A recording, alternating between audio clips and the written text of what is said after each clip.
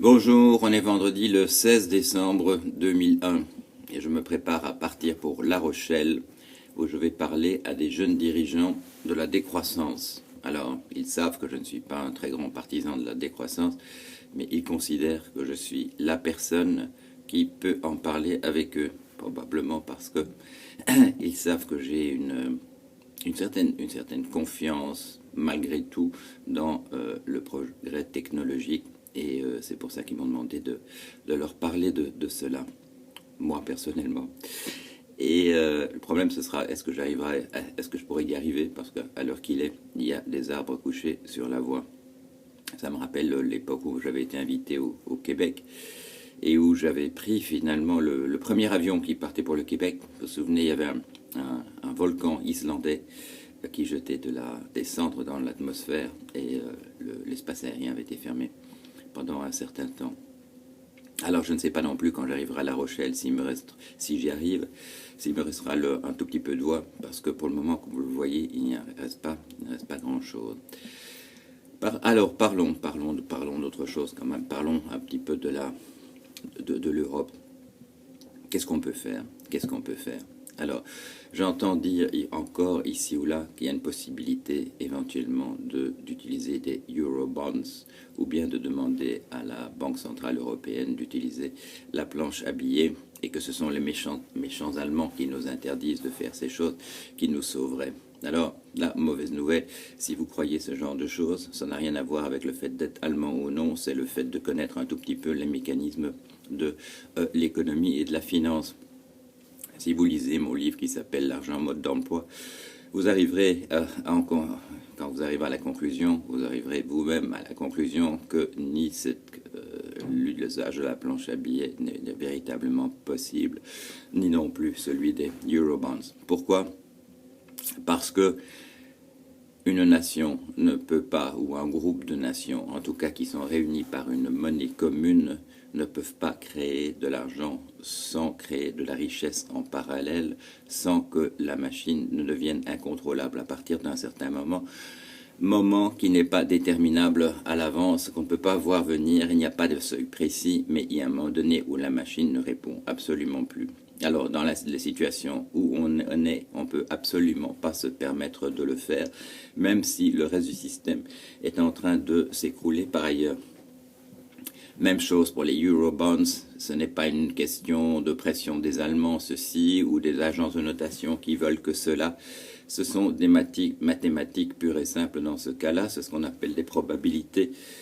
Ce sont des probabilités bayésiennes, dit-on, du nom du probabiliste du XVIIIe siècle, Bayes, qui avait bien compris que quand on enchaîne des probabilités, ça devient un problème tout à fait conditionnel. C'est le problème de la longueur des chaînes de crédit qui font que s'il y a plusieurs qui sont enchaînés les uns aux autres, la faiblesse et la force de chacun va intervenir.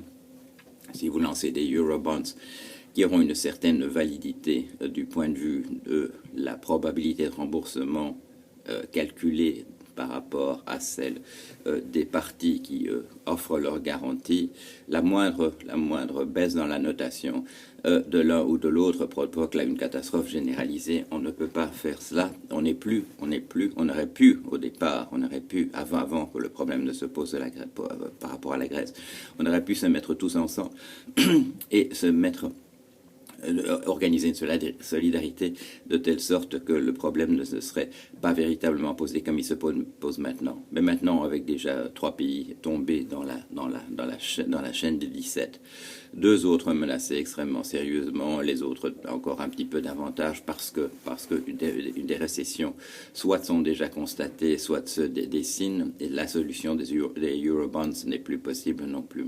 Et de manière générale, toute solution qui fait intervenir ces principes de structuration de la dette, c'est-à-dire de construire des instruments compliqués à partir d'instruments plus simples et en essayant de produire ce qu'on appelle du rehaussement du crédit, c'est-à-dire de constituer des garanties telles que l'ensemble tienne, Tout cela a été démenti, il faut bien le dire une fois pour toutes, tout cela a été démenti par la crise des subprimes. Toute cette belle logique n'a pas fonctionné et ne fonctionnera jamais. J'entends dire, on m'a envoyé un message hier d'une personne dans une qui reflétait l'opinion d'une personne dans une banque, il suffirait de refaire comme on avait fait pour les titres subprime et pour les titres prime. J'étais sur le front de ce problème. J'ai vu ces méthodes s'écrouler. Elles ne sont pas récupérables. Il y avait des erreurs que j'ai rapportées. J'ai rapporté ça dans mes livres qui s'appelaient L'implosion et la crise. J'ai expliqué comment ces erreurs, ce qu'était la nature de ces erreurs. De croire que ces titres pouvaient avoir une fonction assurantielle. C'est lié, je l'expliquais l'autre jour à l'Institut catholique aussi, c'est lié à une mauvaise compréhension de ce qu'est le principe assurantiel, de croire qu'on aurait pu transposer ça dans la logique des titres, de la même manière que la solution des Eurobonds en ce moment, elle aussi, bon, cette logique a été en réalité tuée par la crise des subprimes. Alors, il faut que je me prépare, je n'ai plus beaucoup de foi du tout, le peu que j'ai, il faut que je le conserve, mais je tenais à dire cela. Quelle est la solution? Quelle est la solution?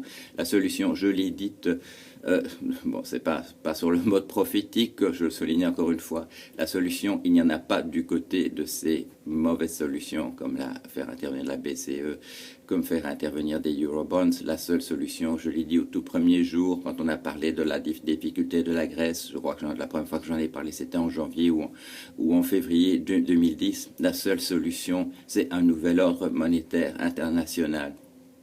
Du côté anglo-saxon, l'idée n'avait pas l'air de faire beaucoup son chemin, mais François m'a transmis un article de Gillian Tett. Nous partageons la même expérience d'avoir été formé au département d'anthropologie sociale de l'université de Cambridge à Free School Lane.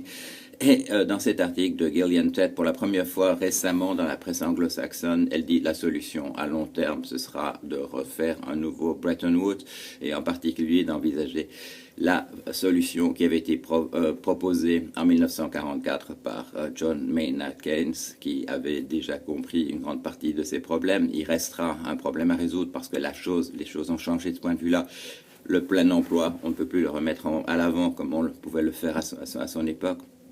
Mais pour la question d'une monnaie internationale de compte, c'est une monnaie de compte, on n'aura jamais des bancors dans nos portefeuilles, mais pour établir une pacification entre les pays, pour repartir un petit peu à zéro, si on veut prendre je dirais les problèmes par ce bout-là, il faut refaire un ordre monétaire international. On n'en a plus depuis 1971, ça fait 40 ans que les difficultés se sont accumulés, 40 ans que, comme l'a dit quelqu'un dont le nom m'échappe, mais qui avait fait une très belle observation, c'est le fait qu'on a peut-être inventé tous les produits dérivés simplement pour essayer de maîtriser les problèmes qui ont découlé de cela. Il faut absolument qu'on tienne compte du fait qu'il y a eu 40 ans écoulés et que non seulement cela, mais que toutes les autres apparences de solutions n'en sont pas et qu'il n'y a qu'une solution, c'est de refaire un ordre monétaire international. Je l'ai dit en janvier ou en février 2010 quand on a parlé des premiers craquements du côté de la Grèce. Je l'ai répété dans beaucoup de billets en disant il faut faire cela. Un nouveau Bretton Woods, il faut le faire demain, je l'ai dit à plusieurs reprises.